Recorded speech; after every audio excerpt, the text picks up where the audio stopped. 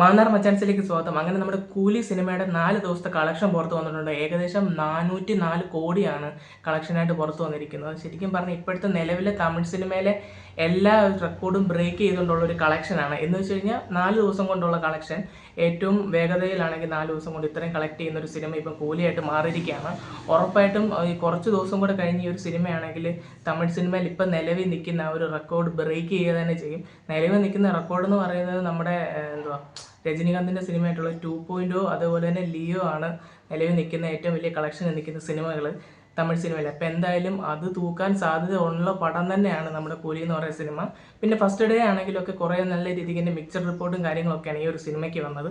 പിന്നെ ലോകേഷിൻ്റെ ഫിലിമോഗ്രഫി നോക്കുവാണെങ്കിൽ പുള്ളി ചെയ്തതിലേക്കും അത്ര പോരാത്തൊരു സിനിമ തന്നെയാണ്. പക്ഷേ ഒരു തിയേറ്റർ മെറ്റീരിയലായിട്ടുള്ളൊരു പടം തന്നെയാണ് കൂലി എന്ന് പറയുന്ന സിനിമ. തിയേറ്ററിൽ വരുന്നവർക്ക് ഉറപ്പായിട്ടും തിയേറ്റർ എക്സ്പീരിയൻസ് സമ്മാനിക്കുന്ന ഒരു ചിത്രം തന്നെയാണ് കൂലി. പിന്നെ വേറൊന്നും വേണ്ട, ഒരാൾ മാത്രം മതി. രജനീകാന്ത് എന്ന് പറഞ്ഞ ആ ഒരു സൂപ്പർ സ്റ്റാർ, ആ ഒരു മനുഷ്യൻ മാത്രം സ്ക്രീനിൽ വന്ന് നിന്ന് കഴിഞ്ഞുള്ള ഒരു ഔറ എന്ന് പറയുന്നത് നമുക്ക് ഒരിക്കലും മാച്ച് ചെയ്യാൻ പറ്റത്തില്ല വേറെ ആരും വേണ്ട. അതിൽ പല ആൾക്കാർ വന്നു പോകുന്നുണ്ട്, പക്ഷെ പുള്ളിയുടെ മുന്നിൽ ആരും ഒന്നുമല്ല.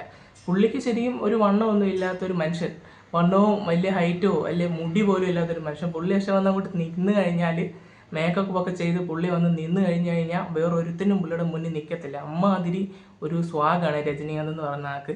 എന്തായാലും ഈ ഒരു സിനിമ എന്തായാലും രജനീകാന്തിൻ്റെ ഒരു പവർ നമുക്ക് കാണാൻ സാധിച്ചിട്ടുണ്ട്. പക്ഷെ കുറച്ചും കൂടെ ഒരു സാധനം ഉണ്ടായിരുന്നെങ്കിൽ ഉറപ്പായിട്ടും മൊത്തത്തിൽ തൂക്കിയതിന്. പിന്നെ നോർത്തിലൊക്കെ ഈ സിനിമ അത്യാവശ്യം നല്ല രീതിക്ക് തന്നെ ഓടുന്നുണ്ട്. വാർ 2 ഇറങ്ങിയത് ഒട്ടും കൊള്ളാത്തല്ല എന്നുള്ളൊരു റിപ്പോർട്ടാണ് വരുന്നത്. അതുകൊണ്ട് ഇപ്പോൾ കൂലി അവിടെ നല്ല രീതിക്ക് തന്നെ നോർത്തിൽ ഓടുന്നുണ്ട്.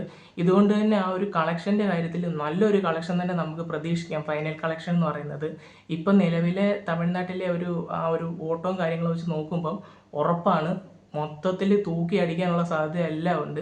പിന്നെ ലോകേഷ് കനകരാജിൻ്റെ കാര്യം, ലോകേഷ് കനകരാജ് ഈ ഒരു സിനിമ എടുത്തത് തന്നെ രജനീകാന്തിനെ വെച്ച് എടുത്തപ്പോഴേ ഒരു ഇതുണ്ടായിരുന്നു, രജനീകാന്തിൻ്റെ ആ ഒരു സ്റ്റൈലും കാര്യങ്ങളൊക്കെ ഒന്ന് യൂസ് ചെയ്യണമെന്ന്. അതെന്തായാലും ഈ ഒരു സിനിമയിൽ നടന്നിട്ടുണ്ട്. എങ്കിലും കുറച്ചുകൂടെ നല്ലൊരു സിനിമ നമ്മൾ ലോകേഷിൽ നിന്ന് പ്രതീക്ഷിക്കുന്നുണ്ട്. ഉറപ്പായിട്ടും കൈതി 2 ഇതിൻ്റെ മേളിൽ വരുന്നൊരു സാധനമെന്ന് നമുക്ക് പ്രതീക്ഷിക്കാം. പിന്നെ നിങ്ങളുടെ ഒരു അഭിപ്രായത്തിൽ ഈ ഒരു കൂലി എന്ന് പറയുന്ന സിനിമ 1000 കോടി കയറുമോ ഇല്ലയോ എന്നുള്ളത് നിങ്ങളൊന്ന് കമൻറ്റ് ചെയ്യുക. അപ്പോൾ നിങ്ങൾ ഈ ഒരു സിനിമ കണ്ടിട്ടുണ്ട്, നിങ്ങളുടെ അഭിപ്രായം നിങ്ങൾ കമൻറ്റ് ചെയ്യുക.